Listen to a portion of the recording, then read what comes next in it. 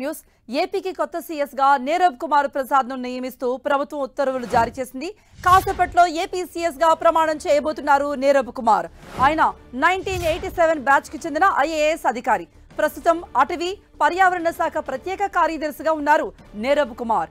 గతంలో చంద్రబాబు హయాంలో కీలక శాఖలకు ముఖ్య కార్యదర్శిగా పనిచేశారు నీరబ్ కుమార్ ప్రసాద్. ప్రస్తుతం అటవీ పర్యావరణ సైన్స్ అండ్ టెక్నాలజీ ప్రిన్సిపల్ సెక్రటరీగా ఉన్నారు నీరబ్ కుమార్. అయితే ఈ నెలాఖరుతో నీరబ్ కుమార్ పదవీకాలం పూర్తవబోతోంది. ఇక ప్రస్తుత సీఎస్ జవహర్ రెడ్డి సెలవుపై బదిలీ అయ్యారు. ప్రమాణ స్వీకార కార్యక్రమం జవహర్ రెడ్డి చేతుల మీదుగా నిర్వహించేందుకు టీడీపీ అధినేత చంద్రబాబు విముఖత చూపారు. జవహర్ రెడ్డి సెలవుపై వెళ్లినా బదిలీ చేస్తున్నట్టుగా ఉత్తర్వులు ఇచ్చారు. నిన్నటి నుండి సెలవుపై వెళ్లారు జవహర్ రెడ్డి. ఈ నెలాఖరున ఆయన పదవీ విరమణ చేయబోతున్నారు. దీనిపై మరిన్ని అప్డేట్స్ ఇవ్వడానికి మా ప్రతినిధి విజయ్ చంద్రన్ సిద్ధంగా ఉన్నారు. విజయ్ చంద్రన్, నీరబ్ కుమార్ ప్రసాద్ మరి కాసేపట్లో ఆయన బాధ్యతలు స్వీకరించున్నారు. సెక్రటరీ మొదటి బ్లాక్ లో ఆయన చీఫ్ సెక్రటరీగా బాధ్యతలు స్వీకరించున్నారు. ప్రధానంగా చూస్తే కనుక నీరబ్ కుమార్ ప్రసాద్ ఈ నెలాఖరుకు రిటైర్మెంట్ కానుంది. సీనియర్ల లిస్టులో ఆయన ముందున్నారు. ఈ నేపథ్యంలో ఆయనకు ఈ బాధ్యతలు అప్పగించడం జరిగిందని చెప్పొచ్చు. ఆయన చంద్రబాబు నాయుడు ముఖ్యమంత్రిగా ఉన్నప్పుడు కూడా పలు కీలకమైనటువంటి శాఖల్లో పనిచేశారు.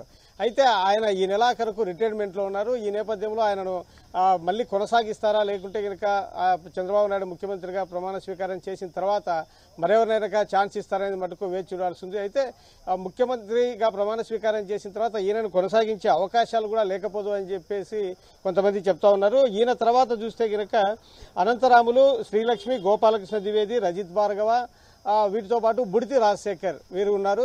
అయితే వీరిలో శ్రీలక్ష్మిని చంద్రబాబు నాయుడు ఎటువంటి పరిస్థితుల్లో కూడాను తీసుకునే అవకాశం లేదు.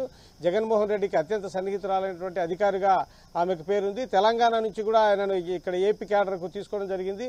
అయితే ఆమె చంద్రబాబు నాయుడు పాలనలో ఇక్కడే ఉంటారా, లేకుంటే మళ్ళీ తెలంగాణకు వెళ్ళిపోతారా అనేది మటుకు వేచి చూడాల్సి ఉంది.